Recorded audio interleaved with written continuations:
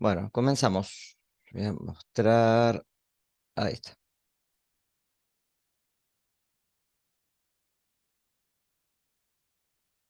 ahí está. ¿Se ve el PowerPoint de fondo? Sí. Sí, sí, se ve. Bien, aclaro. Vieron que, bueno, por estas 2 semanas que yo no pude estar, por problemas de salud, una pavada, pero bueno, que me tuvo a mal traer. Em, Les dejé la clase grabada de los que son los parásitos unicelulares, ¿sí? Los protozoos. Hay dos clases, una que me comentaban ahí en un mensaje de que no tenía buen audio, se me fue otra vez el video, ahí está. Y la otra que sí, tiene buen audio, así que tienen las dos para complementarlas, ¿no? Y hoy vamos a ver, buen día Ángeles, ¿cómo estás? Hola, buen Hola, día. buen día. Hoy vamos a ver los parásitos pluricelulares, ¿sí? Es decir, lo que son verdaderos vermes, gusanos, ¿sí? Que eh, el hombre, vamos a ver en 3 de los casos, es el huésped definitivo, ¿sí? Acá, como en el caso de Toxoplasma, si vieron el video, vamos a hablar de reproducciones de tipo sexual, ¿sí? Y va a haber una diversidad en lo cuales hay individuos que son hermafroditas, es decir, que tienen ambos sexos en un mismo ejemplar, que es el adulto, y otros que es la última, la Trichinella spiralis, que justamente ahí sí hay un dimorfismo sexual, es decir, hay un macho y una hembra, ¿sí? Bien, vamos a ir viendo un poquito todo esto. Entonces, vamos a ver los metazoos. Metazoos, verdaderos animales, ¿sí? Ya estamos dentro de una escala evolutiva mucho más avanzada que los unicelulares. Acá hay división de tejidos, tenemos órganos, hay órganos, por ejemplo, como los órganos sexuales, ¿sí? Hay un sistema digestivo, hay sistemas sensoriales, etcétera. Es decir, dentro de todo, tenemos que ver que los parásitos han evolucionado a través justamente de este mecanismo que es el parasitismo, un grado extremo en el cual sí o sí necesitan un huésped para poder sobrevivir, ¿sí? En este caso, ustedes fíjense que ya los ciclos, ¿sí? Son heteroxenos, es decir, que necesitamos más de un huésped y generalmente hay un huésped definitivo y uno intermediario. Vamos a ver en la tenia del pescado, en el Diphyllobotrunlatum, que es necesaria la intervención de más de un huésped intermediario. Si con uno solo no alcanza. ¿Por qué? Porque hay varias formas larvarias, varias formas de desarrollo en el cual para llegar al adulto tenemos que pasar por estas formas, estas escalas metamórficas, en las cuales, sí, en la metamorfosis vamos a encontrar justamente que estas formas larvarias necesitan huéspedes intermediarios para poder llegar al individuo adulto, ¿sí? Bien, ¿qué son los céstodes? Porque dentro de los metazoos tenemos varias clases.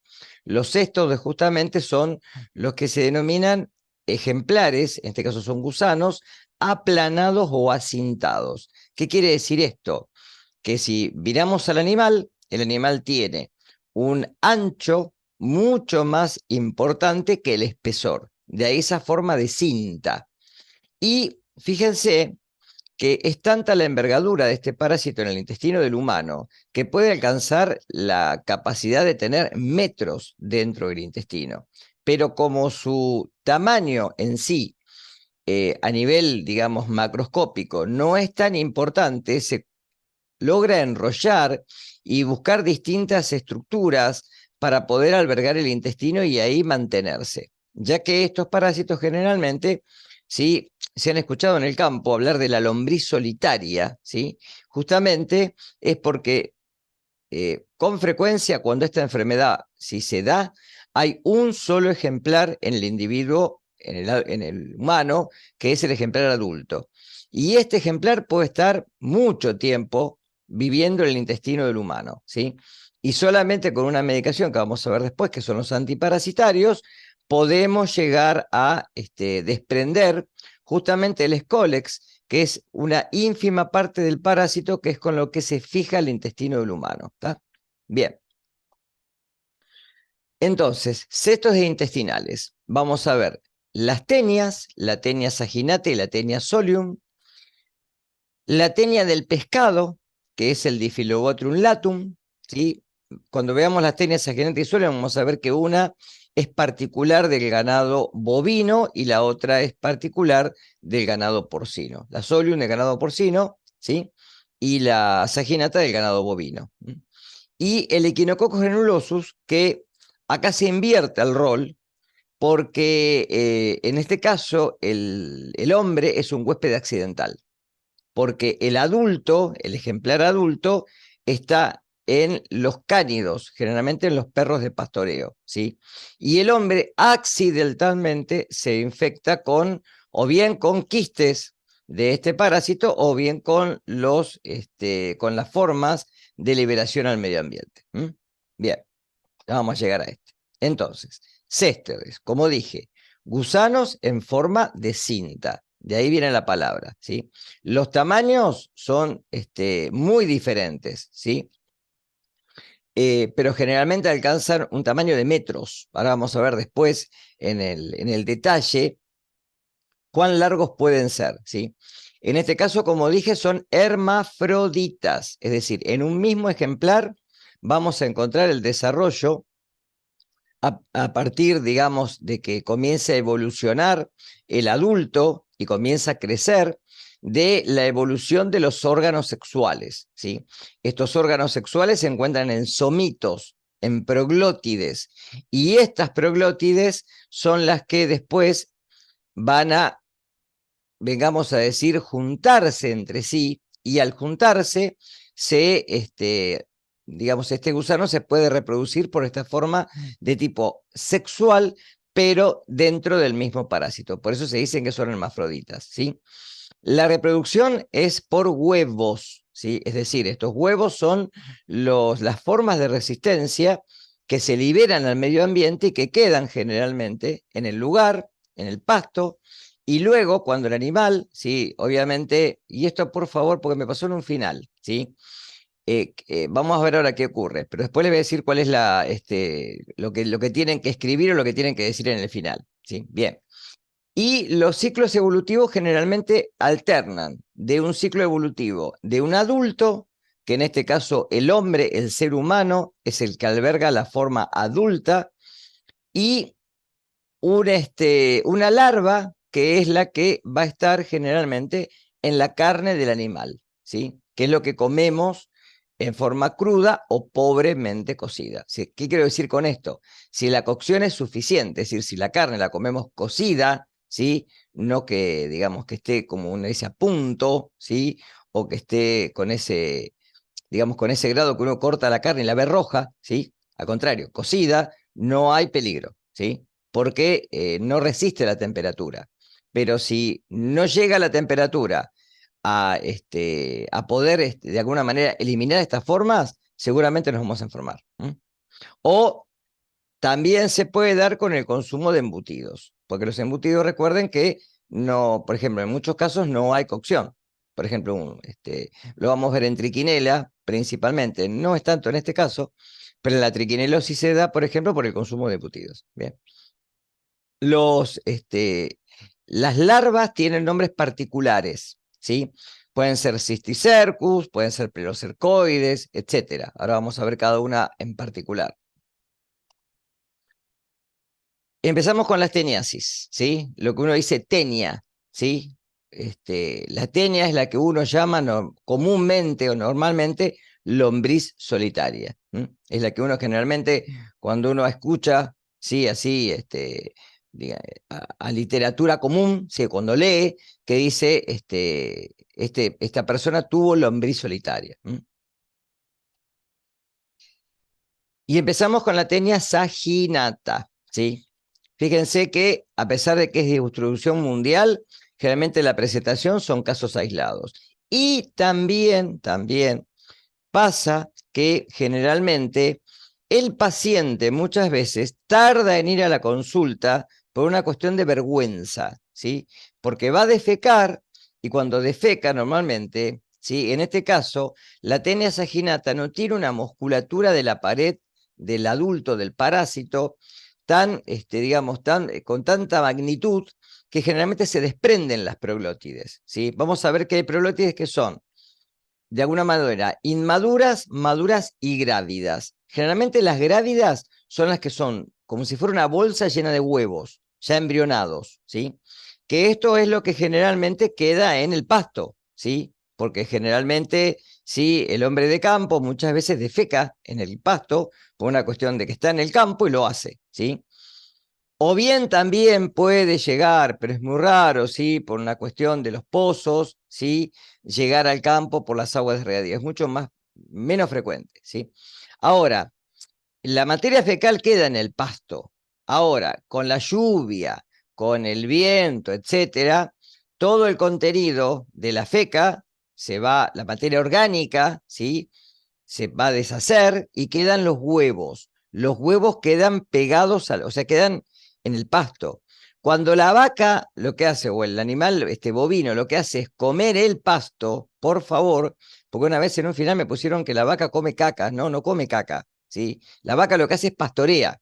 Al pastorear, ¿qué hace? Busca pasto, la llevan a pastar, y si justo en ese lugar había huevos, al pastar va a ingerir los huevos. ¿Está claro?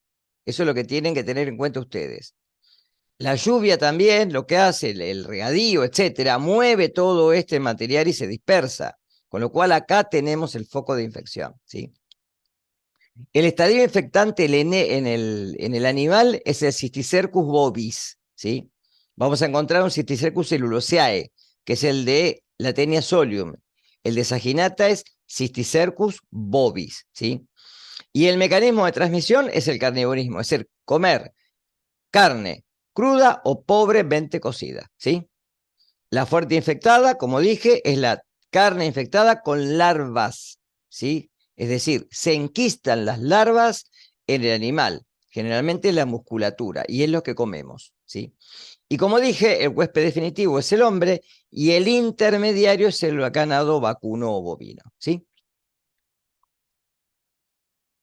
Fíjense las diferencias. El adulto, que es el que alberga en el hombre. Es decir, si tuviéramos cuidado con el aspecto sanitario en el campo, no habría este problema, hubiera desaparecido. Y sin embargo, sigue siendo una enfermedad frecuente generalmente en la zona rural, ¿sí? Un adulto que puede medir hasta 8 metros. Imagínense una cinta, ¿sí? Que fíjense que el tamaño no es tan grande, ¿sí? Pero de hasta 8 metros en el intestino humano. El parásito tiene una extremidad que se llama escólex. El escólex es como si fuera, para que tengan una idea, la cabeza de un alfiler. O sea, fíjense el tamaño, la dimensión del parásito, ¿sí? Desde el escólex hacia adelante comienza a haber proglótides o proglótidas, ¿sí? Que son generalmente rectangulares, ¿sí? Y que la característica, cuando uno las observa después al microscopio, es que tienen más de 12 ramificaciones primarias. Estas ramificaciones son las que luego se transforman en los órganos sexuales. Y es lo que van a albergar testículos y ovario, que por los omitos, cuando por el parásito hace este juego de juntar dos omitos, se van a embrionar, ¿sí? Van a hacer que se forme el huevo, que es la forma de resistencia que se va a liberar junto, en este caso, con proglótides al medio ambiente, ¿sí? El huevo, fíjense que es esférico, es muy chiquito, 30 a 40 micrómetros de diámetro, tiene generalmente una corteza, ¿sí? Y además son muy parecidos los huevos de Taenia saginata a los de Taenia solium. ¿Qué quiero decir con esto? Cuando en el laboratorio se busca este parásito, que se puede hacer un test de Graham, por ejemplo, ¿sí? Para buscar justamente los huevos que puedan quedar en el ano, ¿sí? Porque generalmente esto puede ocurrir a la noche, se retira la cinta scotch, esto lo expliqué en el video anterior, creo, ¿sí? Se pega un portaobjeto y se envía al laboratorio. En el laboratorio se hace ahora la búsqueda, ¿sí? De formas, ¿sí? Tanto del coproparasitológico como el test de Graham, de estos parásitos. Si se encuentra, obviamente, partes del ejemplar, ya está, se diagnostica. Pero a veces puede pasar que en los días que la persona junta el coproparasitológico, que hace la recolección de la muestra, no aparezcan, pero sí puedo encontrar los huevos. El tema está que los huevos de TNS gerante de suelo son exactamente iguales, con lo cual uno en el informe de laboratorio informa huevos de Tenia SPP, es decir, sin particularidad. Puede ser de uno o de otra, no importa. La medicación después va a ser la misma, ¿está? Y en este caso, fíjense que el adulto se va a fijar a el intestino con el Scolex que no está armado, se dice, porque no tiene ganchos, solamente tiene ventosas. ¿Qué quiere decir acetabular? Que están en la parte superior. Con lo cual se pega con estas ventosas y ahí se adhiere firmemente a la mucosa intestinal. ¿Estamos?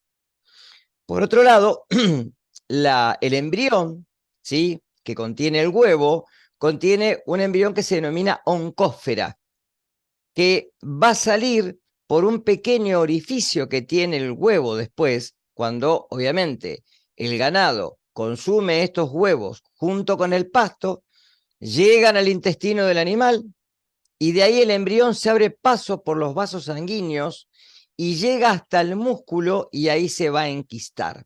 De ahí que el embrión, ¿sí? Que se denomina hexacanto, tiene ganchos, a diferencia del adulto. Y de ahí se va a enquistar en la musculatura del animal y es lo que después comemos nosotros. ¿Hasta acá quedó claro? ¿Alguna pregunta? Profe, yo quería saber qué era acetabular, que estaba en la Acetabular que parte... está en la, ahora vamos a ver una filmina, que está en la parte superior de ese cólex, que para llamarlo así burdamente es como si fuera la cabeza del animal. Es el extremo superior, ¿está? Es cuando empieza a Gracias. crecer. Ahora vamos a ver que a partir del escólex hay un pequeño cuello y después comienzan a diferenciarse las proglótides en inmaduras, maduras y grávidas. Es decir, si yo tomo el extremo superior hasta el inferior del crecimiento del parásito, el escólex es con lo que se fija el intestino. Solamente con eso. Es la única adherencia que tiene. Pero fíjense que esa adherencia es tan importante que normalmente con los movimientos que hace el intestino, ¿sí? De la musculatura lisa, no lo logramos despegar. Y con los antiparasitarios a veces también cuesta. Por eso a veces no se hace, ¿sí? No se hace generalmente. Pero para dar de alta a un paciente, uno tendría que encontrar en el copro parasitológico, en la materia fecal del ser humano, tendría que encontrar el Scolex. Pero no se busca esto. ¿Está claro? ¿Sí? Generalmente lo que se hace es medicar y después, al mes, ¿sí? Se hace un seguimiento para ver si el paciente, esto hoy en día se busca no solo el coproparasitológico, sino también se puede hacer ecografías, con lo cual en la ecografía uno ya puede ver el diagnóstico. ¿Está? Profe, Sí. perdón, dijo que el paciente tarda en ir al médico por Sí, vergüenza. por vergüenza, porque lo que pasa es que va al baño, defeca esto que está ahí, que estás viendo, estas cosas blancas, largas, y por una cuestión de, digamos, de vergüenza, no va al médico. ¿Tá? Aparte, ustedes recuerden que las parasitosis son patologías de larga envergadura, largo tiempo. Hasta que el paciente comienza a sentir síntomas pueden pasar más de 15 días. Porque esto se fija al intestino. ¿Tá? El quiste, que es lo que vos comés, la forma quística, ¿sí? Cuando llega al intestino, ¿sí? Y pasa por el estómago, en ese quiste el embrión ahora, la larva sale, ¿sí? De la forma quística y se va a diferenciar en el adulto. Y con estas ventosas que ves acá, en la filmina superior, en la parte superior, a la derecha, tienen las ventosas que son acetabulares, que son estas ventositas que hay acá, y con esto se pegó el intestino, nada más que con eso. Miren lo que es el parásito en sí. Esto obviamente está guardado con formol, ¿no? ¿Sí? Que el largo, ¿sí? Es muy importante, pero no el ancho, ¿sí? Porque son muy finitos, son como un cabello, un poquito más grueso que un cabello. No tiene un diámetro tan largo, ¿sí? Con lo cual esto se queda en el intestino y ahí puede quedar, ¿está? Y se van desprendiendo de a poco. Al desprenderse, se van con la materia fecal. Y a veces por una cuestión de mala educación, la persona no va al médico y obviamente disemina los huevos por el medio ambiente, ¿está? Ahí tienen las ramas uterinas, ¿eh? Cada rama uterina luego va a ser un ovario o un testículo. Y estos van a fusionarse entre sí y ahí van a desarrollarse los huevos en cada rama uterina. Acá tienen el ciclo biológico, ¿sí? Recuerden que siempre que hablamos de ciclo lo podemos tomar de cualquier lado. Comenzamos del adulto, del ejemplar adulto. Entonces, ¿el hombre qué hace? Como dije, ingiere la carne, ¿sí?, de bovino parasitada. Ojo acá también con las cosas. La carne no está infectada, la carne está contaminada, ¿está claro? ¿Sí? Y está parasitada con las formas larvarias, con el Cysticercus bovis, ¿sí? Con lo cual uno puede decir que si SENASA decomisa, ¿sí?, va a ser un informe donde encuentra carne contaminada, infectada con, ¿sí?, la carne está parasitada con este tipo de ejemplares. Y el que se infecta, perdón, es el hombre o el ganado, ¿sí? Si el ganado en pie está infectado, en pie, vivo. Cuando se sacrifica el animal, la carne está contaminada o parasitada, que es lo mismo, ¿tá? Ahí, cuando atraviesa, dije, el estómago, ¿sí?, por la acidez del estómago, va a evaginar el cesto el gusano. Se fija con el escónex a la pared del yeyuno y ahí comienza a diferenciarse. Crece y forma lo que se llama la cadena estrobilar. La cadena estrobilar es el conjunto de todas las proglótides, ¿sí? Y se van a generar las proglótides grávidas. Por fusión de somitos de cada proglótide, se van a fusionar y van a formar proglótides grávidas. Con lo cual, por la vía rectal, por el ano, van a salir proglótides con huevos, como dije hoy, ¿sí?, que los tienen ahí abajo. Suelo, contaminación del suelo con huevos, ¿sí? Y como dije, la feca del hombre generalmente, como es materia orgánica, ¿sí?, con el tiempo, por la lluvia, etcétera, ¿sí?, y esto va a hacer que los huevos queden en el pasto. Los huevos, por favor, ¿sí? Y ahora el ganado, ¿qué va a hacer? Va a ingerir los huevos junto con el pasto. En el intestino delgado, el huevo eclosiona y al eclosionar se libera el hexacanto. Este va a viajar por los vasos, como dije hoy, a la circulación general y se va a fijar en el tejido muscular. Y ahí se va a evolucionar en el estadio larvario, que es el Cysticercus bovis. ¿Quedó claro? Ahí tienen el Profe, ciclo. perdón, ¿qué dijiste del hexacanto?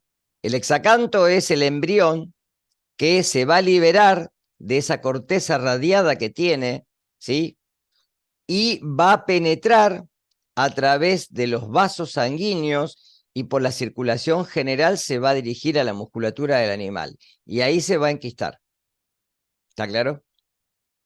Es decir, esto generalmente cuando hay una denuncia o un reporte de que en algún matadero, algún frigorífico, puede haber, ¿sí?, SENASA lo que hace es revisar cortes de canales y obviamente si hay, si llega a haber material que está contaminado, se decomisa directamente. ¿Está?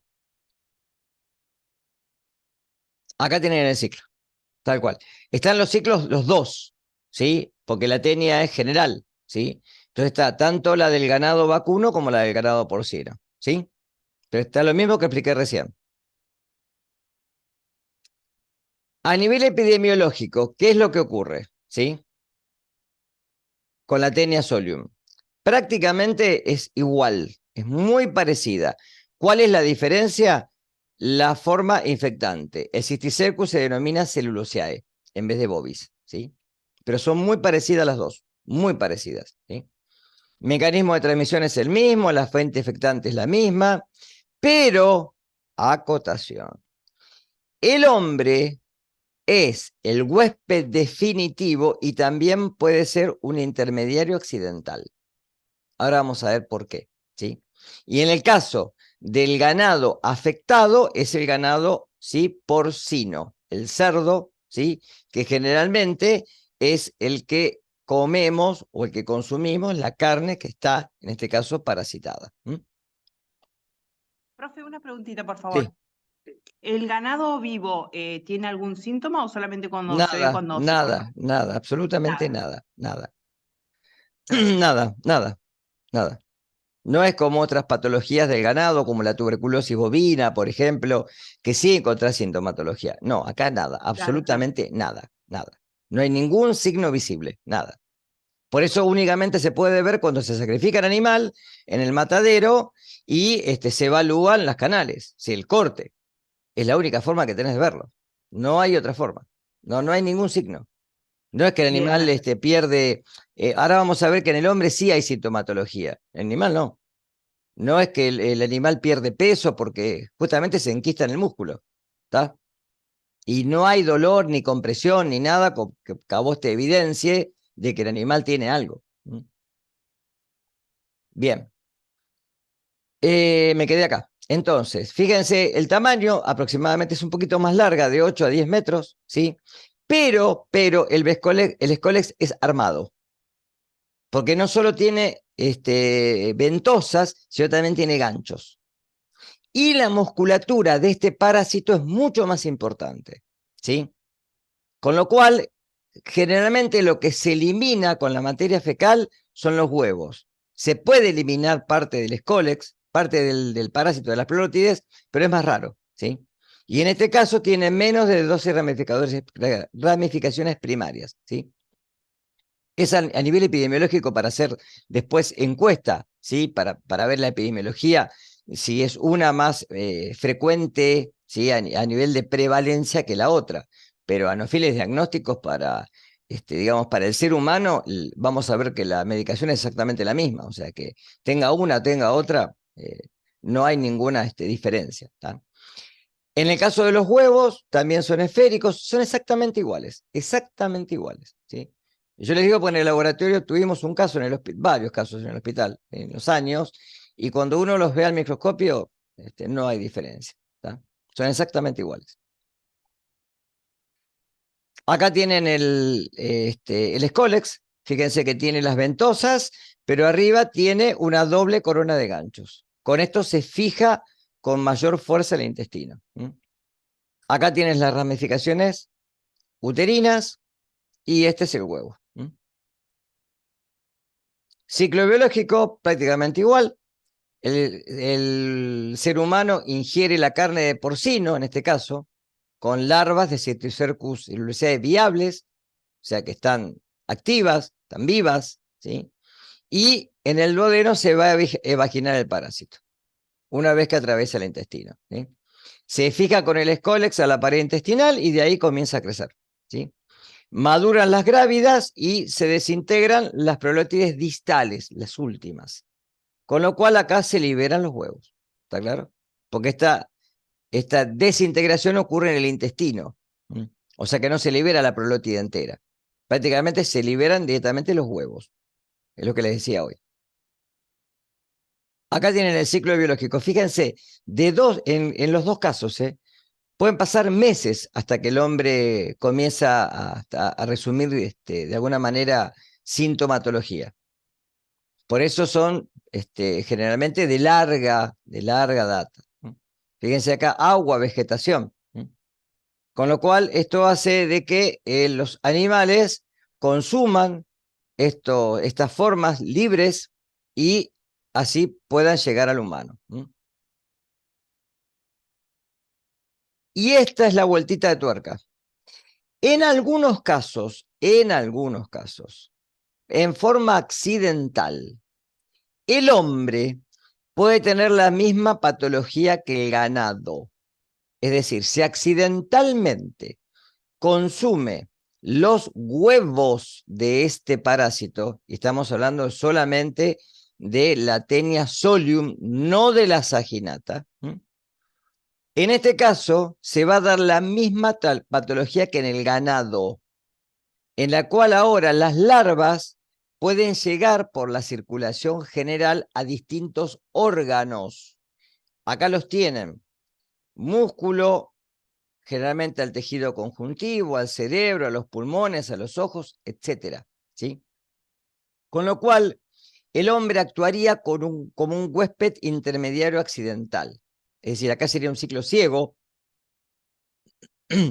porque del hombre no va a salir. ¿Está claro? Del hombre no va a salir. ¿Sí? Y no es tan frecuente como si la teniasis. No es tan frecuente, pero puede pasar. ¿Está? Sí, puede pasar. Acá la tienen, ¿sí? Salida del huevo de las heces, contaminación, esto es lo mismo, ¿sí? Y acá tienen el ciclo que les dije recién. Ingestión del huevo, el huevo llega al intestino delgado, eclosiona y se libera el hexacanto, va a penetrar por la pared intestinal y ahí se dirige por los vasos sanguíneos a cualquier lado. Se ha encontrado en el cerebro, se ha encontrado generalmente en el tejido muscular, puede también estar en cualquier órgano que esté adyacente al intestino, el hígado, por ejemplo, etc. Por eso se habla de cisticercosis en vez de teniasis. ¿De acuerdo? Esa es la diferencia.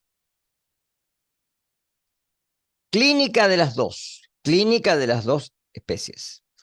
Como síntoma, generalmente, el síntoma principal es el meteorismo y la plenitud intestinal. Por eso, generalmente, estas personas comienzan a perder peso, ¿sí? Además de que el parásito encuentra su nicho ecológico y su hábitat en el intestino y, obviamente, absorbe nutrientes, ¿sí? Por los somitos absorbe, así se alimenta el parásito, ¿sí? Por otro lado, también, el tener, ¿sí?, esta cantidad de materia extraña en el intestino genera una cuestión de plenitud intestinal. Puede haber dolor abdominal, náuseas, diarrea, puede haber nerviosismo y angustia, por esto que les dije, porque el paciente generalmente cuando defeca ve esto en el baño, si lo encuentra, ¿sí? O lo encuentra cuando va, digamos, generalmente en el campo, y encuentra estas formas, ¿sí? Y puede haber también esa picazón en generalmente el borde del ano, pues ese prurito anal, que es muy común de cualquier parásitosis. Los oxuros también traen este tipo de digamos, sintomatología como el prurito anal, pero no es diferencial. Y como signos, como dije, la eliminación de las proglótides, ¿sí? Puede haber picazón y signos de hipersensibilidad, obviamente, porque tenemos un cuerpo extraño que no es nuestro y que nuestro sistema inmune lo va a detectar, ¿sí? Y complicaciones obstructivas que son poco frecuentes, ¿sí? Es decir, cuando hay una obstrucción intestinal. Como diagnóstico, generalmente, primero la anamnesis, o sea, la interrogación al paciente, ¿sí? Antecedentes epidemiológicos que generalmente son frecuentes en las zonas rurales, ¿sí? Examen generalmente de las proglótides y el escoles, como les dije hoy, coproparasitológico seriado, ¿sí? Y en donde también se hace el test de Graham, que es esta cinta Scotch. El test de Graham lo que se hace es, se le da al paciente 3 o 5 portaobjetos, ¿sí? Junto con también el frasquito con formol diluido para que junte la materia fecal de 3 o 5 días. Esto depende del laboratorio y del médico, ¿sí? No hay una receta magistral para esto. ¿Qué es lo que hace el paciente? Cuando se levanta a la mañana, antes de hacer cualquier cosa, de higienizarse, lo que sea, va al baño, ¿sí? Se coloca un pedacito de cinta Scotch, ¿sí?, en el ano. Lo deja 30 segundos, un minuto, lo retira y lo pega en la cinta Scotch. Generalmente al paciente se le dan los portaobjetos adentro de esos frasquitos de orina vacío o con una gasita abajo nada más, ¿sí? Y coloca cada portaobjeto adentro del vasito, ¿sí? En otro recipiente con el formol, junta la materia fecal cuando va al baño, ¿sí? Generalmente una cucharadita aproximadamente, ¿sí?, de cada deposición diaria. A veces pasa que el paciente va una sola vez al baño o no va. capaz que en 5 días va 2 veces, puede pasar eso, ¿sí? O va más de una vez, no importa, pero de cada deposición hay que buscar, cada deposición es una cucharadita aproximadamente de café, ¿sí? Después le voy a contar una historia que me pasó a mí en el laboratorio, pero es un chisme esto. Una paciente se me acerca, ¿sí? Le habían dado las instrucciones a la secretaria y me dice, la paciente te quiere hacer una pregunta. Yo voy a mesa de entrada y me dice la señora, me dice, perdón, ¿el café puede ser instantáneo? ¿Entendió? Cualquier cosa. Por eso siempre hay que repreguntarle a la persona qué es lo que tiene que hacer. Lo que sí es la porción. Es aproximadamente, ¿sí? Con esas cucharaditas de plástico, juntar, ¿sí? Una cucharadita de materia fecal y colocarla en el formol, ¿sí? Esto lo que hace es conservar justamente las formas y uno después las puede ver en el laboratorio por distintos métodos, ¿sí? Entonces, en el test de Graham lo que se buscan son generalmente huevos o quistes o algo que pueda salir por el borde del ano y que pueda quedar generalmente en esa zona a la noche, y al colocar la cinta Scotch quedan pegarlos en la cinta y después por un test de flotación uno los puede sacar y los puede ver al microscopio, ¿está? Y la clase después que tengan conmigo, yo les voy a dar la última, que es lo de ELISA y PCR, que son los métodos no culturales, son métodos diagnósticos generalmente para buscar, el ELISA es para buscar generalmente anticuerpos, ¿sí? Contra el parásito, y PCR generalmente es para buscar genómicamente, ¿sí? Es un test de biología molecular, es para buscar las formas, en este caso del parásito. En nuestro medio no se hace porque es muy caro esto, ¿sí? Y menos hoy en día, porque esto es todo importado, así que olvídense. Como terapia, antiparasitarios, ¿sí? Generalmente los que se dan son estos, la niclosamida o el praziquantel, ¿sí? La niclosamida lo que tiene es que se toma por vía oral, ¿sí? Y no hay una absorción tan complicada a nivel sistémico, o sea que generalmente no trae consecuencias, no trae síntomas secundarios como algunas medicaciones, y lo que hace es inhibir la fosforilación oxidativa mitocondrial del parásito, con lo cual lo condena a la muerte, ¿está? Porque no puede tener energía. Y el praziquantel, que tiene en forma oral una muy buena absorción, este generalmente a veces es más complejo, por eso dije, ¿sí? Y este aumenta la permeabilidad del calcio del parásito a través de generalmente el tegumento del parásito de la forma externa, ¿sí? Lo que generalmente produce una contracción y hace que se elimine, ¿está? Recuerden que siempre que trabajamos con calcio, ¿sí? El calcio es un activador de la contractura muscular en cualquier especie. Como control, obviamente, a nivel individual, es evitar el consumo de carne que sea, de alguna manera, cruda o pobremente cocida, y ni hablar de cuando es de procedencia desconocida. Por eso siempre comer algo que esté, de alguna manera, con control sanitario. Y yo recomiendo con adecuada cocción, ¿sí? La cada cocción es la carne cocida, sí, no cruda, cocida. El problema lo podemos tener en los embutidos, en donde generalmente, sí, en todo lo que es charcutería, no hay cocción, porque generalmente se come salamín, una longaniza, una morcilla también se puede comer cruda, ¿no? Entonces ahí podemos tener el problema. Y a nivel colectivo, obviamente, educar, ¿sí? Que generalmente en el torno, generalmente a los que hacen la crianza de animales, ¿sí? Control, obviamente, en mataderos, que a veces no se hace. Una adecuada eliminación de las excretas para que no se lleven al medio ambiente. Tratamiento de las aguas hervidas, porque también puede pasar por aguas de regadío, es menos frecuente, pero puede pasar, ¿sí?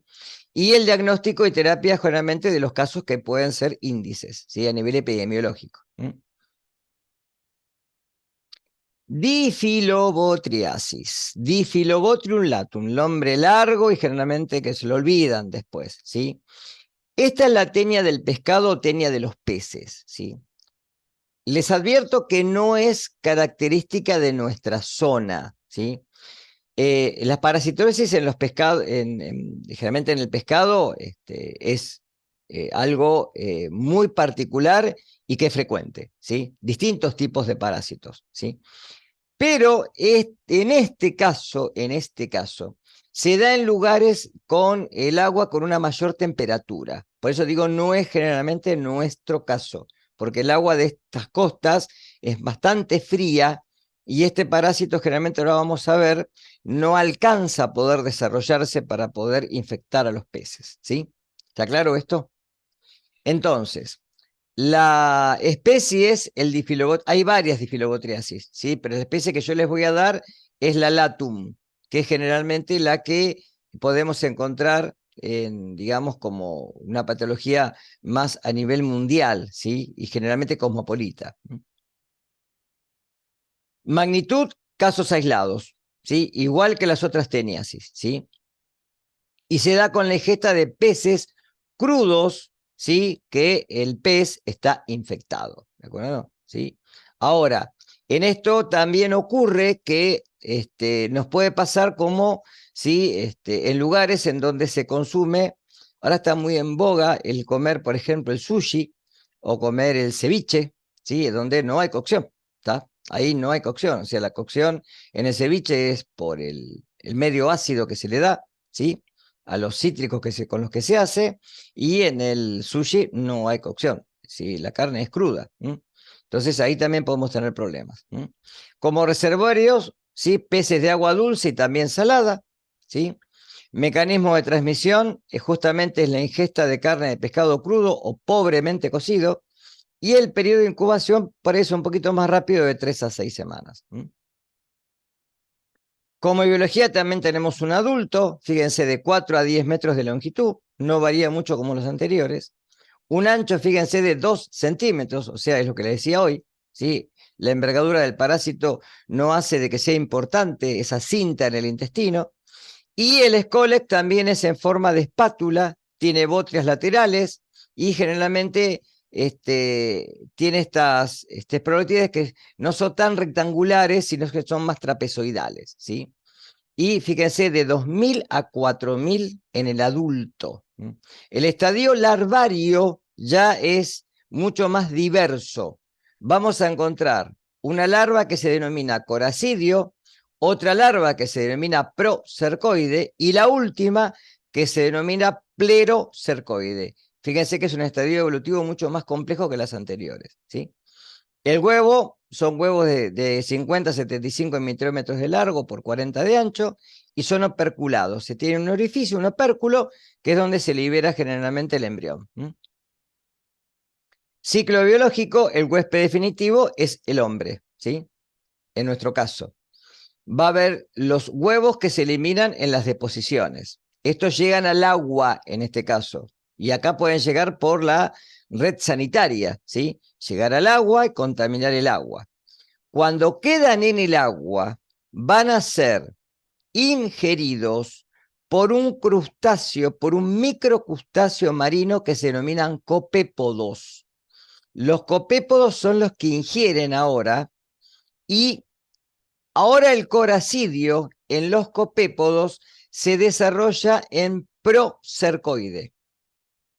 Cuando los peces de agua dulce o de agua salada ingieren a los crustáceos, porque hay peces que se alimentan de esta flora, que es el zooplancton, por eso son microcrustáceos, no son cangrejos, va a ser que desarrolle el estadio larvario, sí, ya más evolucionado, que es el plerocercoide. Y esto va a quedar en la musculatura del animal. Con lo cual, si este pez es capturado y después si es fileteado y no hay control, podemos consumir la carne cruda o pobremente cocida de este animal, y con lo cual nos podemos infectar. De ahí que el huésped definitivo, el humano, es el que ingiere peces con infectante de procercoide. Aclaro que esta patología no es solamente característica del humano, también se da en otros mamíferos que consumen peces, ¿sí? Pero yo lo relato por lo que nos interesa a nosotros. Acá después van a tener ¿ven? Tenemos, acá les agregué los que son los copépodos, ¿sí? Crustáceos muy numerosos con muchas especies de agua dulce y también de marinas. Son bentónicos, o sea, están en los fondos, o pelágicos, libres, ¿sí? Se alimentan de fitoplancton y constituyen una parte importante ¿de quién? Del zooplancton, ¿sí? Muchos animales marinos se alimentan de esto, ¿sí? Con lo cual, los peces que se alimentan justamente de estos animales del zooplancton son los que se pueden infectar. También un pez puede consumir a otro pez, esto es muy común en las aguas, y el hombre u otros mamíferos consumir estas formas, ¿sí?, de los animales, la carne cruda o pobremente cocida, y ahí infectarse. Como patogenia, generalmente este parásito tiene como síntoma diferencial la sustracción de vitamina B12, con lo cual trae una anemia megaloblástica, ¿sí? Porque justamente no hay vitamina B12 para la producción de, ¿sí?, hemoglobina. Y puede también dar síndromes alérgicos, ¿sí? Generalmente el síntoma es muy parecido al anterior: dolor abdominal, puede haber anorexia y bulimia, puede haber diarrea aislada o alternada, y fundamentalmente el déficit de vitamina B12 es el síntoma principal. De ahí que puede haber también disminución de leucocitos y disminución de plaquetas, leucopenia o trombocitopenia. Como diagnóstico también anamnesis, ¿sí?, para ver si la persona consumió carne cruda o pobremente cocida, ¿sí?, de peces y fundamentalmente a veces de procedencia no conocida, ¿sí? La eliminación de las pleurotis cuando el individuo evacúa sus necesidades, y también el examen de las deposiciones, ¿sí? Como terapia, fíjense que los mismos antiparasitarios, son los mismos, ¿sí? Como control, obviamente, evitar la ingesta de carne cruda o pobremente cocida de animales marinos, ¿sí?, de peces. Y como colectiva, exactamente las mismas. Acá no cambia. Y la última, Echinococcus granulosus, la tenia del perro, ¿sí?, o de los cánidos. El perro no es el único, ¿tá? Pero en nuestro caso, sí, son los perros de pastoreo, perros de campo, ¿sí? Perros de campo, vuelvo a aclararlo, ¿sí? Y la enfermedad se denomina hidatidosis. Las otras eran teniasis, ¿sí? Esto es hidatidosis, ¿sí? Acá cambia, ¿eh? Huésped intermediario, muchísimos, muchísimos, ¿sí? Fíjense, ganado ovino, caprino, bovino, porcino, etcétera, muchísimos, ¿sí? Hospedado definitivo, el perro doméstico, el perro de campo. Mecanismo de transmisión, la persona que, acá puede ser doble, ¿eh? Doble. El individuo puede comer carne cruda o pobremente cocida, generalmente es de cerdo. En este caso, generalmente para el ser humano es de cerdo, ¿sí? Porcino. O bien consumir en forma accidental los huevos. Por eso digo que para el hombre el mecanismo puede ser doble, ¿sí? Por eso que el hombre también de campo generalmente se tiene que educar para generalmente la higiene sanitaria. A ver, está en el campo, toca generalmente a los perros de pastoreo, ¿sí? Y generalmente el perro es el que va a eliminar, en este caso vamos a ver ahora, ¿sí? Porque el perro elimina los huevos al medio ambiente junto con las fecas, ¿sí? Y es acá como si el hombre accidentalmente puede tocar y se lleva las manos a la boca o toca los alimentos y consume los huevos. Por eso digo que el mecanismo de transmisión puede ser cualquiera de los dos, ¿sí?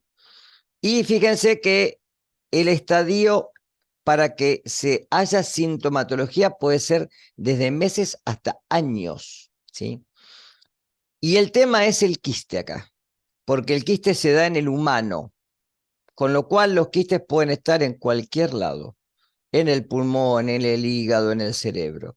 Y el tema es que la complicación del quiste es el contenido que hay dentro del quiste, que se denomina generalmente arenilla hidatídica. Ahora vamos a ver qué es eso, ¿tá? Entonces, se los marqué bien en negrita para que tengan la diferencia. Biología. En el adulto también es acintado, pero miren la diferencia. De 3 a 6 milímetros de longitud.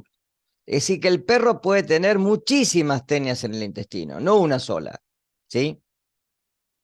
El Scolex tiene ventosas y ganchos, con lo cual se adhiere a la musculatura del animal, ¿sí?, a la musculatura intestinal. del animal. Las proglótides son 3 solamente, no hay una cadena estrobilar larga, ¿sí? Acá son 3, va a tener una inmadura, una madura y una grávida. Cuando la grávida se formó y están los huevos, esa grávida se elimina y se comienza a formar otra, y así sucesivamente. Y el huevo generalmente es de 20, 40 micrómetros, es muy chiquito, es esférico y contiene este embrión que se denomina oncosfera. El quiste, que ahora no se da en el ganado, en nuestro caso se da en el humano, ¿sí? En otros animales, pero en nuestro caso estamos pensando en el humano, en el hombre. Es esférico, miren la dimensión, puede tener de 1 a 25 centímetros de diámetro, imagínense. Y tiene distintas capas. Las 2 primeras capas, las más internas, las forma el parásito. Las externas las forma el huésped, como un mecanismo de defensa. ¿Sí? Es laminada, es nucleada, la interna es nucleada y es germinal. Es donde generalmente en la interna van a estar llenas de proglótides, ¿sí? De vesículas prolígeras. Cada vesícula prolígera es un futuro parásito, ¿de acuerdo? Cada vesícula prolígera. Vamos a ver una filmina. Y el tema es el líquido que está dentro, el líquido que tiene adentro el quiste, porque ese líquido es altamente inmunogénico, ¿sí? Ese líquido puede traer reacciones anafilácticas potentes, con lo cual, ¿sí? Solamente puede ser retirado por cirugía con un cirujano que sea experto en este tipo de, digamos, de ablación, o sea, de poder extirparlo, ¿está claro? Porque estos quistes pueden estar, por ejemplo, en el pulmón. Yo tuve un caso de una paciente que tuvimos en el hospital, una chiquita que tuvo 4 cirugías, ¿sí? 4 cirugías en el término de un año aproximadamente. Bueno, le sacaron del pulmón 12 quistes, ¿sí? El más grande tenía 8 centímetros y de ahí sucesivamente, ¿sí? Pero tiene que ser retirado por un cirujano muy experto. Hoy esto se debe hacer con láser, hoy debe haber evolucionado mucho la cirugía en este tipo de campo, ¿no? Pero cuando la enfermedad está avanzada es muy complejo. Es muy complejo poder evitar este tipo de procesos, ¿sí? Y generalmente los quistes hijos que tienen protoscólices son los que, si se rompe un quiste, se liberan, ¿de acuerdo? Y se pueden enquistar en otro lado del organismo. Acá está Profe, el parásito. No te escucho. dijiste que la capa externa la forma el parásito. No, las capas internas. La externa la forma el huésped, con un Bien. mecanismo de defensa. ¿Está? Miren, acá tienen el escólex, el cuello, proglótide madura, proglótide grávida. Esta es la que generalmente va a empezar a eliminar los huevos, luego se rompe y se sigue desarrollando el parásito. De estas, en el animal puede haber muchísimos, adosados a la pared intestinal. Fíjense, de 2 a 3 milímetros, es muy chiquitito el parásito. Y estos son los quistes hidatídicos, que se pueden desarrollar dentro del huésped. Acá tienen los huevos embrionados, y el quiste generalmente es la formación que se ve en el huésped. Acá tienen otra, ¿ven? La membrana, estas generalmente son estas vesículas prolígeras que tienen vesículas hijas, que son las que después se pueden eliminar. Y esta es la arenilla hidatídica, un líquido altamente, altamente inmunogénico. Por eso el quiste puede tener un diámetro considerable, es de lento crecimiento, esta patología puede durar años, chicos.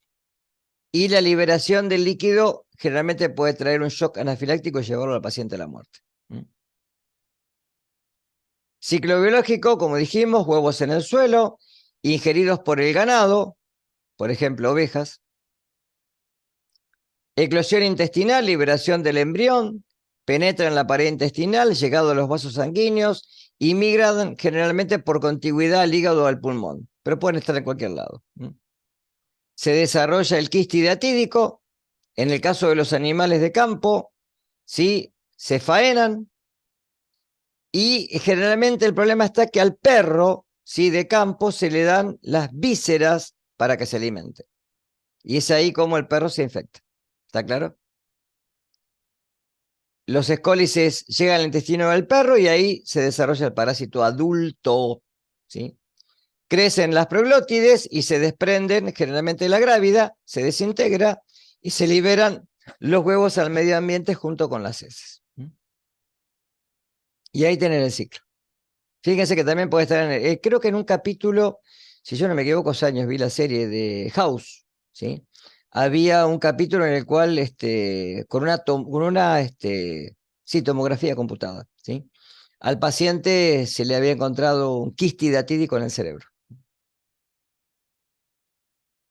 Como patogenia, generalmente, obviamente, como es un quiste, tiene dolor tumoral, ¿sí? O sea, el dolor es por contigüidad de compresión de tejidos. Y eso va a depender del crecimiento del quiste. Las zonas más frecuentes, hepática, pulmonar, ósea, sistema nervioso, corazón, etcétera. Cualquier lado puede estar.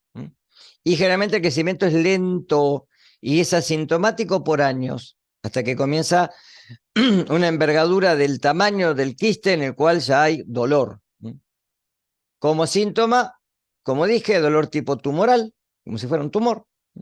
Y a nivel inmunológico, hipersensibilidad cuando hay ruptura de quistes, que puede estar en un 20% de los casos. Tratamiento quirúrgico, extirpación. En casos en los cuales, ¿sí?, uno pueda tener un diagnóstico pronto y rápido, se puede dar albendazol. Igualmente, después del tratamiento quirúrgico, le van a dar al paciente albendazol para poder eliminar las formas quísticas.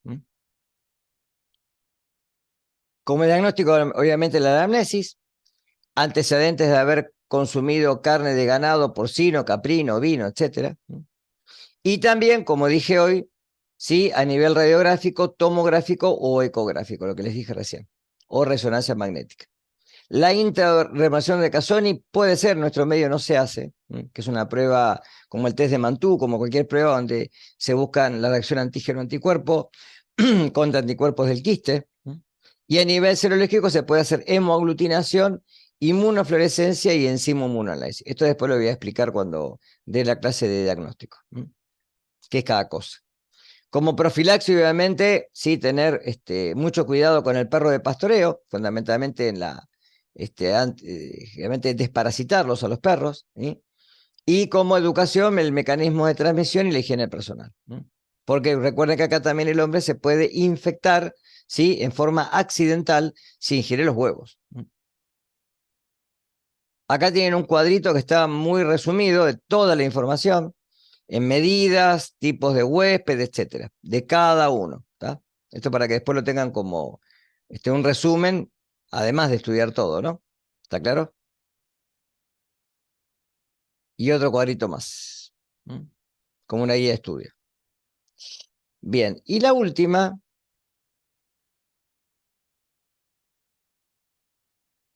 triquinosis, ¿sí? Ahí están los hermosos salamines, ¿sí? Que generalmente este es un producto a veces de la faena casera, ¿sí? Cuando uno va por la ruta y come esos salamines, que no son de procedencia generalmente de fabricación industrial, sino que son casera, acá podemos tener problemas, ¿sí? Es más, en la zona, si yo no mal recuerdo, habría que buscar información, pero el año pasado hubo varios casos de triquinosis en la zona. Toda la zona, es más, yo me olvidé decirle hoy, en relación a la hidatidosis, ¿sí?, a la hidatidosis, toda la zona de la provincia de Buenos Aires y hasta el sur hay numerosos reportes de casos. Y triquinosis, ni hablar, ¿sí? Es muy común en nuestra zona que pase cualquiera de estos tipos de patologías, ¿sí? Antes eran más frecuentes porque había menos control. Ahora son menos frecuentes porque hay más control. Pero cada tanto hay brotes de que comienza a haber reportes de casos a nivel epidemiológico de tanto hidatidosis como de triquinosis, ¿sí? Bien. ¿Qué es la triquina? En este caso el parásito se denomina Trichinella spiralis. Spiralis por la forma en que se enrosca el quiste, ¿sí? O se enquista dentro de la musculatura del hombre o de los animales. Aclaro que en este caso el hombre es un huésped accidental, es un intermediario accidental, no es un huésped definitivo, ¿está claro? No es definitivo. Con lo cual, la infección se da por consumir carne cruda o pobremente cocida de distintos animales. En nuestro medio generalmente es carne de cerdo. Generalmente es carne de cerdo, ¿sí?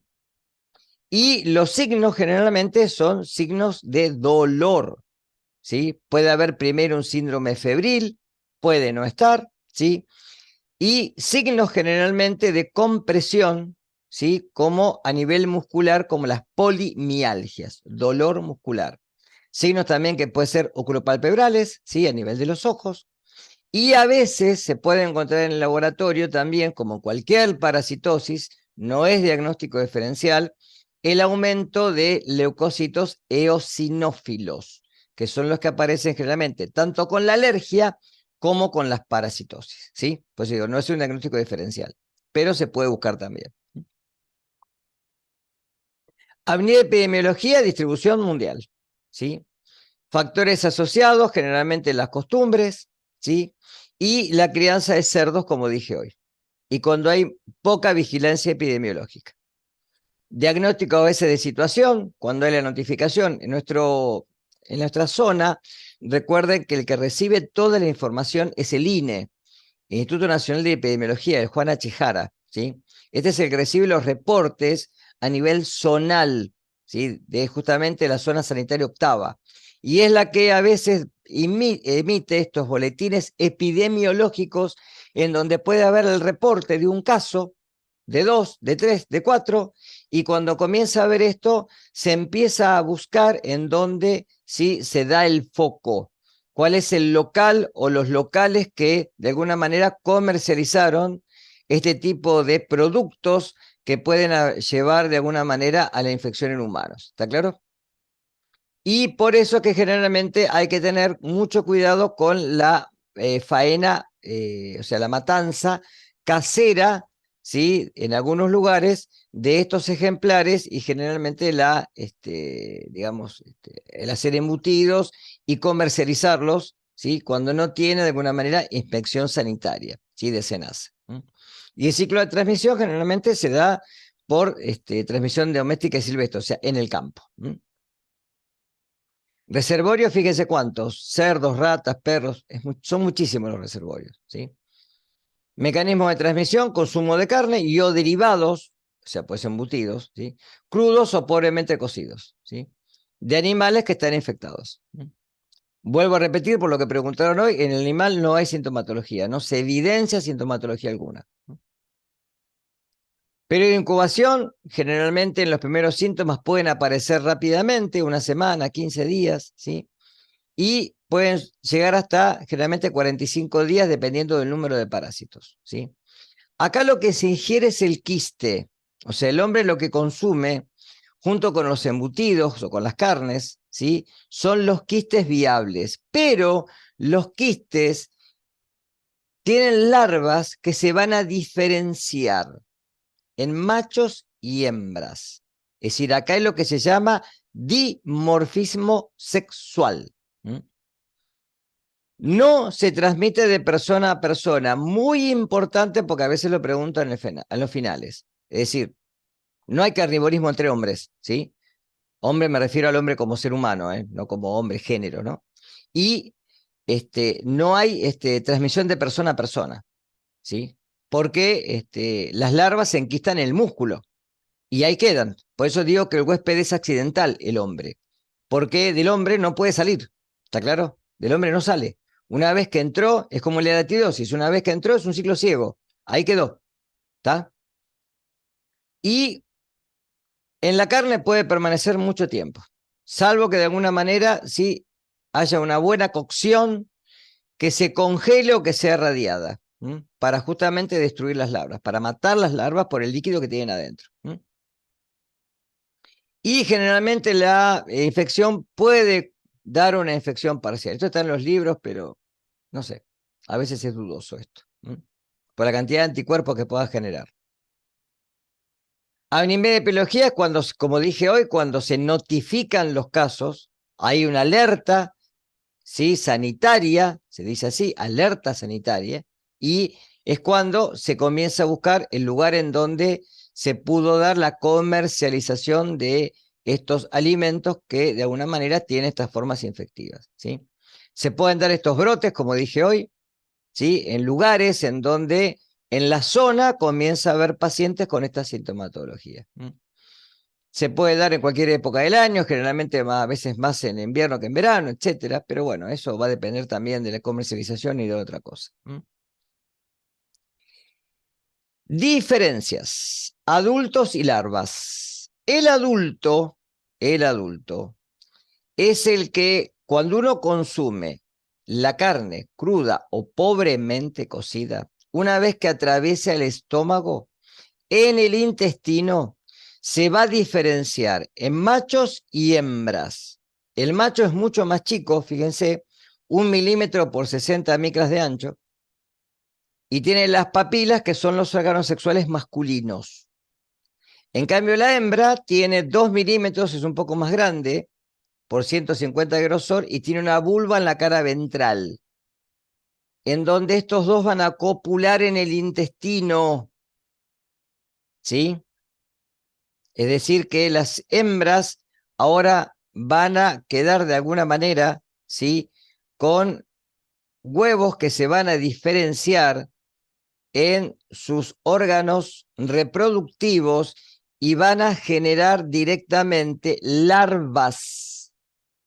La hembra lo que hace, la hembra es, no es ovípara, es vivípara. Pone las larvas vivas en el intestino. Las larvas se desarrollan dentro, ¿sí?, de los órganos sexuales del útero de la hembra, y ahí directamente las va a colocar en la mucosa intestinal. ¿Está claro? La hembra no pone huevos, ¿sí? El producto de la copulación, que son esos huevos que embrionan directamente dentro de la hembra y los va a colocar directamente dentro de la musculatura intestinal. Claro esto, ¿eh? Las larvas tienen 100 micras generalmente, ¿sí?, como ancho de longitud.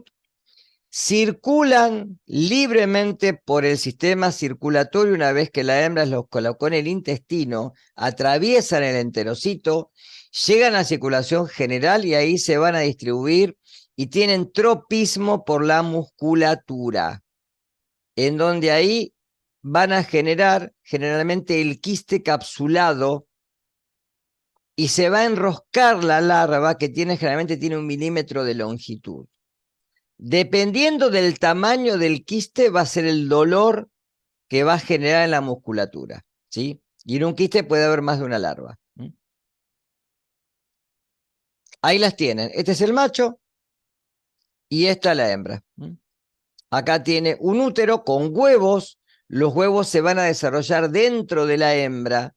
Nos lo va a liberar y ahí va a colocar las larvas vivas directamente dentro de la musculatura. Lo aclaro porque a veces se equivocan con esto, ¿tá?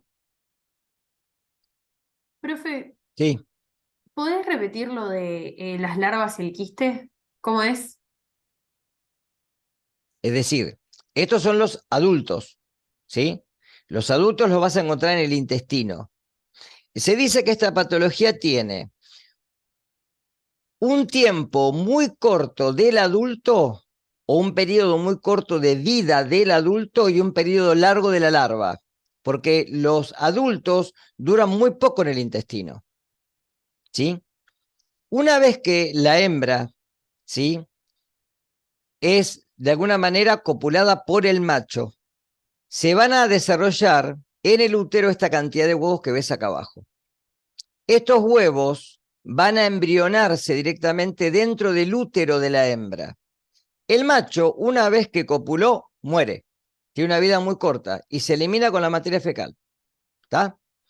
La hembra vive un poco más hasta que coloca las larvas vivas en la musculatura intestinal. ¿Quedó claro? Luego muere y se elimina con la materia fecal. Por eso la vida del adulto es corta.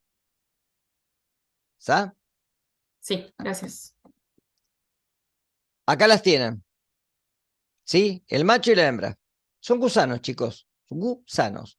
Y estos son nematodes. Escúchenme. Son nematodes. Es decir, son gusanos cilíndricos. No son acintados. Es la diferencia con los anteriores. Sí, pregúntame. Profe, ¿cómo coloca las larvas la hembra? La hembra, fíjate que atrás tiene. Acá tiene el ano, ¿lo ves? ¿Sí? Sí, O sí, sea, digamos, acá tenés un individuo pluricelular, ya con órganos. Fíjate que hay un sistema nervioso, hay todo un sistema digestivo, ¿está claro?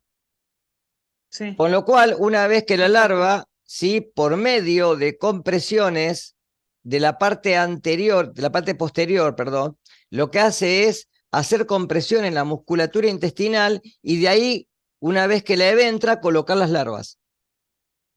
Las larvas Bien, atraviesan el gracias. intestino y llegan a circulación general. ¿Está claro? Ok. Sí, claro. No entendí, ¿cómo son las compresiones? La larva es un gusano, ¿sí?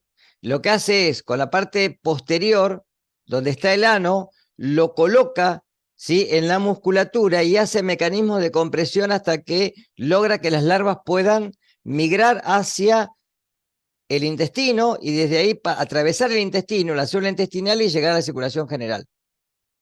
Una vez que colocó todas las larvas, la hembra muere y se elimina con la materia fecal. ¿Estamos?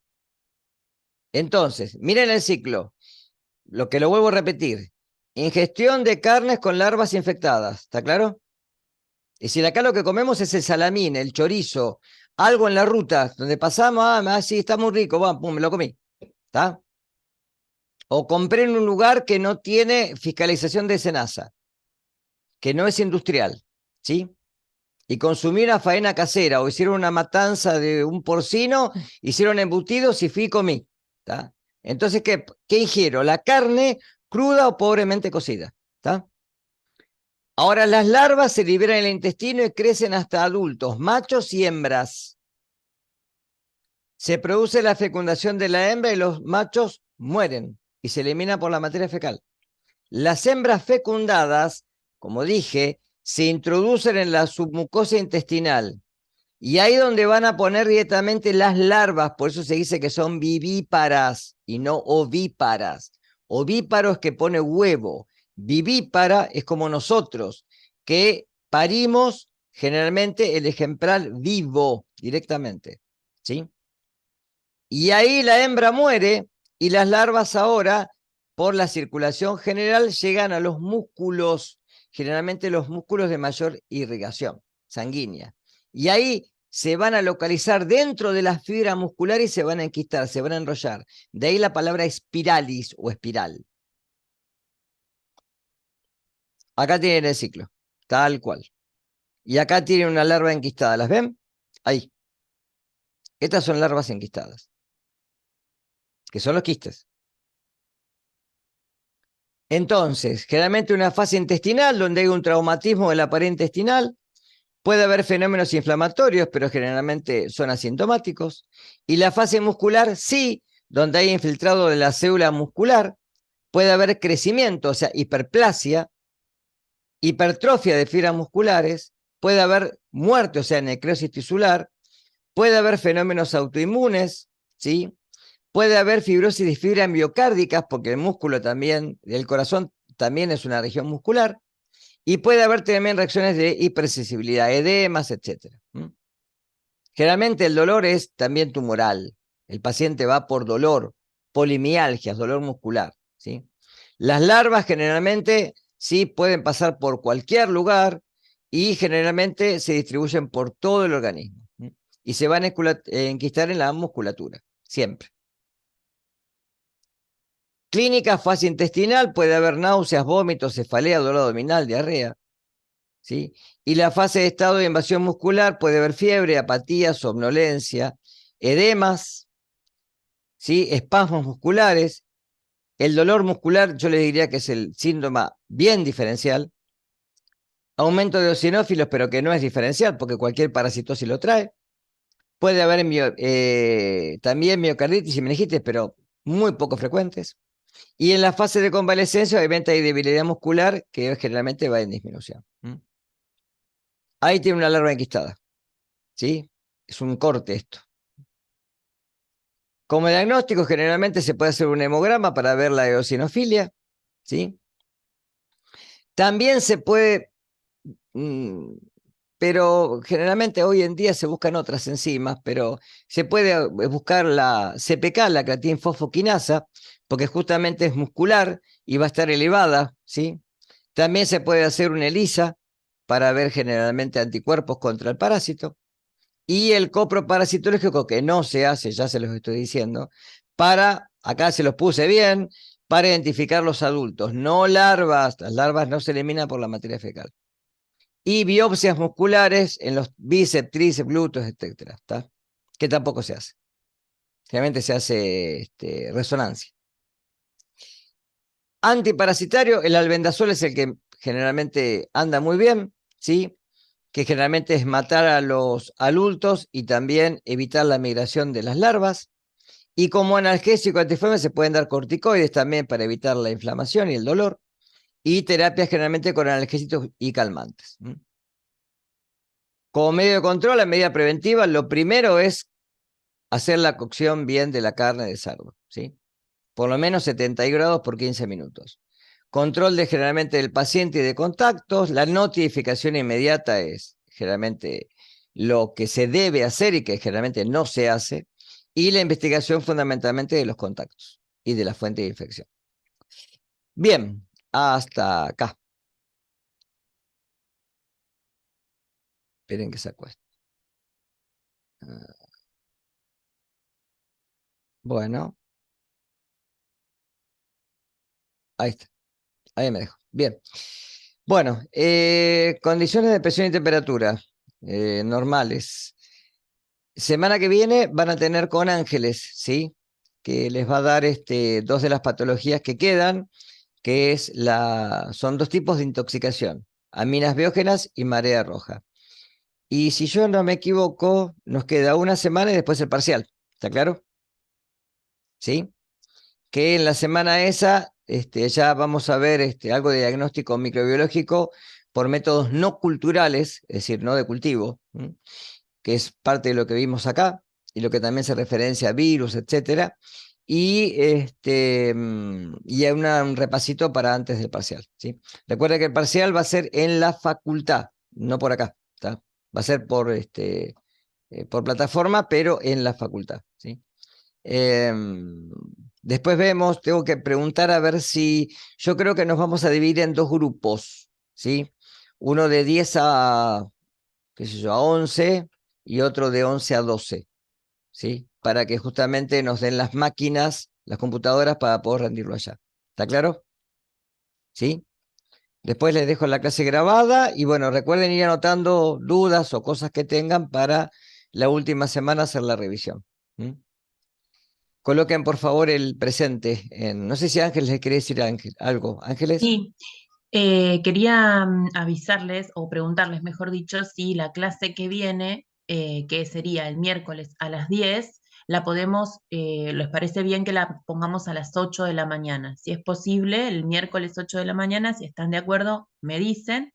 Y si miércoles 8 de la mañana tienen otra cosa o cursan otra materia o lo que sea, me avisan y pasamos a lunes o martes, que es el horario que teníamos coordinado de las prácticas. A ver qué día y qué horario les conviene más. Sí, profe, tenemos otra clase los miércoles a las 8 de 8 a 10. Bien. Entonces, podríamos pasar a martes o lunes, 8 de la mañana. Sí, Yo 8 y creo que los media, lunes 8:30 queda llegas todo. con los dos temas. 1 hora y media das los dos temas y con menos también, pero no son tan largos. Bien. Creo que los lunes nos queda bien. ¿Los lunes les queda bien Lunes a entonces, todos? Sí, el lunes no tenemos nada a la mañana. bien. Bien. Bueno, perfecto. Entonces quedamos para el lunes a las 8:30, ¿les parece? ¿Ok? Sí, dale, sí, ¿Sí? sí. Así no madrugan 8:30. tanto. ¿Está? Ahí está. Entonces quedamos. Después lo ponemos en plataforma. Sí. Lunes, 8:30 de la mañana. Perfecto. Gracias. ¿Listo? Bueno, Una coloquen por pregunta. favor el Gracias. presente. El parcial cae miércoles. Para ustedes sí. Miércoles, sí, sí, sí, sí. Pero no. A las 10, pero en la facultad. ¿Está? No acá, en la facultad. ¿Sí? Puedo ponerlo, no sé, ¿usted qué tiene? ¿La clase virtual antes de esta? No, tenemos presencial en la facultad. Bueno, por eso, se quedan en la facultad entonces. ¿Sí? Claro. Se quedan en la Buenísimo. facultad. Sí. Sí, porque Bárbaro. nos pidieron tomarlo en plataforma, pero allá presencial. Bueno, no importa. ¿Está? No, está muy bien. 1 de noviembre, ¿no? La fecha del parcial. Creo que sí, está puesta, fíjense. Está puesta en el cronograma, delante de todo, ahí está puesto. Sí, creo que es el 1 de noviembre. El primero ustedes y el 3, porque estamos en octubre, la semana que viene, si la semana que viene tienen con Ángeles, y no, ya el primero después tendrían el parcial. Sí, no sé si llegó a dar, si no la parte de diagnóstico microbiológico después lo doy la otra semana, que me queda el 8 y el 10. A ver, esperen, sí, está bien, porque después queda 8 y 10. El 8 que es miércoles y el 10 que es viernes. Sí, sí, va a entrar hasta acá, ¿sí? Hasta que lo que dimos hoy. Lo que sigue entra en el final. Sí,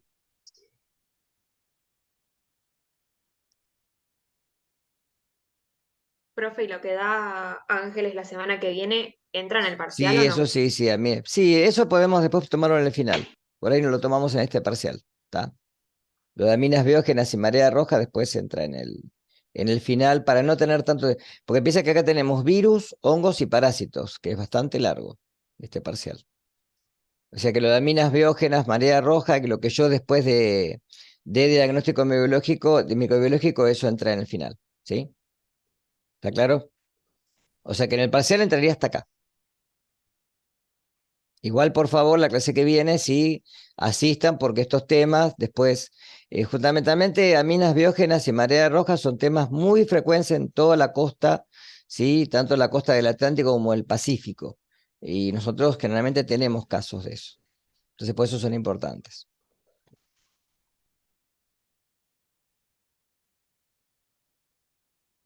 Bien, ¿preguntas algo? Yo, profe, Bueno. creo que la clase pasada había consultado si se podía hacer un ejemplo como lo que iban a hacer en el parcial, de un caso, lo había hablado con la profesora, no sé si te acuerdas. No, eso generalmente lo tomo a los finales. El darte un caso y que vos puedas llegar a arribar de alguna manera a un coso, eso generalmente entra en los finales. Porque, por ejemplo, yo Sí, te puedo habíamos hablado poner del final. claro, yo te puedo poner como un problema de, qué sé yo, no sé, que en la zona se reporta, que a veces esto también es lo que pasa, lo que uno lee generalmente en los diarios, ¿sí? Como lo que te dije, por ejemplo, cuando pasó en la ciudad de Rojas con la Shigella, ¿sí? ¿Se acuerdan de ese caso? Que decían de la bacteria que había matado, la bacteria no mata a nadie, ¿sí? Eh, la bacteria asesina era. Eh, en esos casos en los que uno generalmente lee y dice, bueno, se encontraron tantos casos, se notificaron tantos casos de triquinosis, por ejemplo, pero yo te voy a dar generalmente digamos, el escenario y que vos me digas cuál es que generalmente está muy orientado, ¿no?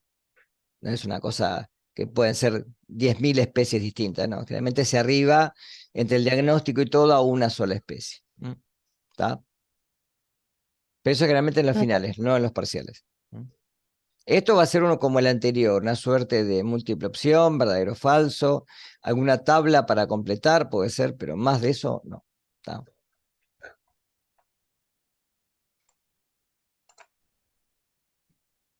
¿Estamos?